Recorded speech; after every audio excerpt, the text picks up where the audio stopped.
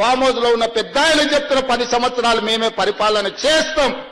10 సంవత్సరాలు నువ్వు farm house లో ఉంటావు, ఆ తర్వాత శాశ్వతంగా అక్కడనే నీ చరిత్ర సమాధి అయిపోతుంది అని చెప్పి నేను స్పష్టంగా చెప్పదలుచుకున్నా. ప్రజలు విజ్ఞులు.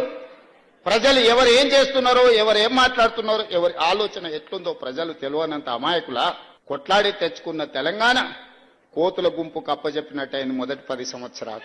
తాను జడ్డ కోతి వనమల్ల జడిచే అని నీ కుటుంబం మొత్తం కలిసి ఈ తెలంగాణ మీద పడి దోసుక తిన్న మాట వాస్తవం కాదా? అందుకే ఈరోజు సూటిగా వారికి విజ్ఞప్తి చేస్తున్నా. కాళేశ్వరం మీద చర్చ చేద్దామా?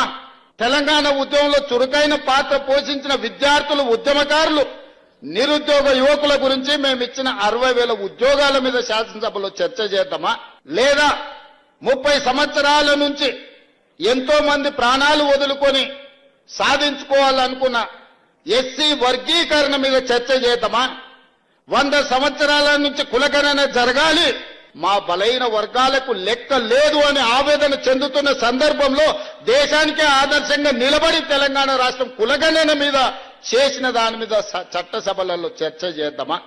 దేని మీద చర్చ చేద్దాం? చంద్రశేఖరరావు గారు మీరు చెప్పండి అని నేను అడుగుతున్నా. నేను సిద్ధంగా ఉన్నా.